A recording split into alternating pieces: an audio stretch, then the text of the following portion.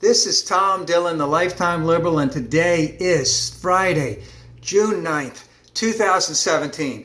The title of this rant is Jerry Brown, California / USA's real leader. So let's make a little quick comparison. A couple weeks ago, the betrayer of trust went to Saudi Arabia, had a big announcement that there was a $110 billion deal to sell mostly arms to Saudi Arabia. Come to find out, no deal, just a wish list of things that we wanted to sell them, things that the Obama administration had wanted to sell them, and were negotiating price on and hadn't settled completely. And some of those things won't be available for years and years. At the same time, Saudi Arabia is having some difficulty making the payments on the stuff they've already bought because oil is down so far.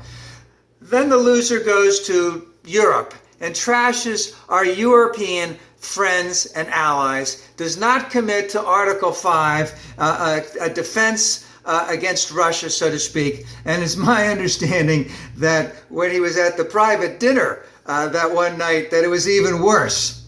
Then he comes home and Mr. Minority declares that he's not going to be part of the Paris Agreement that basically is our strongest attempt to curtail greenhouse gases. And then he has been ridiculed to such an extent that the emperor has no clothes, so he's having these quote-unquote signing ceremonies that aren't signing ceremonies, they're memo ceremonies where he's pretending that this is an actual bill that he signed when it's just a memo that goes to Congress and says, please look into this stuff and do the dirty work for me. Whereas Jerry Brown, the governor of California, either in the last couple of months or one or two might be coming up, has traveled to China and has talked to their leaders, has talked about trade, has talked about bringing manufacturing back to California, and has talked about their commitment and California's commitment to the Paris agreements and how they can work together to achieve that, because China's pollution problem is very, very grave. Also traveling to Europe, again, to talk to our friends, to talk to our allies about trade, about manufacturing, about commitment to the Paris Agreement. Now remember, he has a lot of weight. California is the 6th largest economy in the world. And what has California done lately? Because California used to be trashed.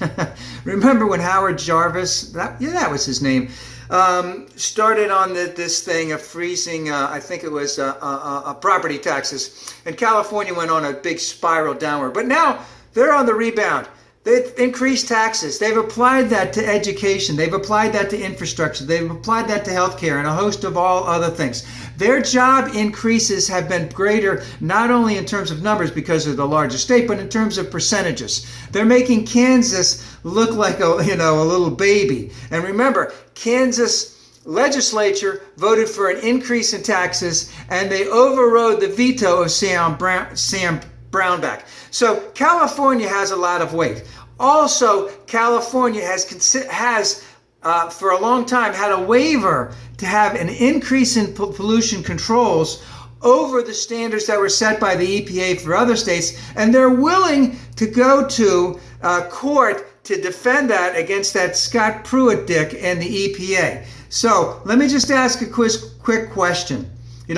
Which way should America be going? Should they be following that dickwad loser in the White House that's being relegated to signing ceremonies to make himself relevant and to be talking about bogus deals that never occurred and may never occurred? Or should we be following the leadership of a progressive California governor?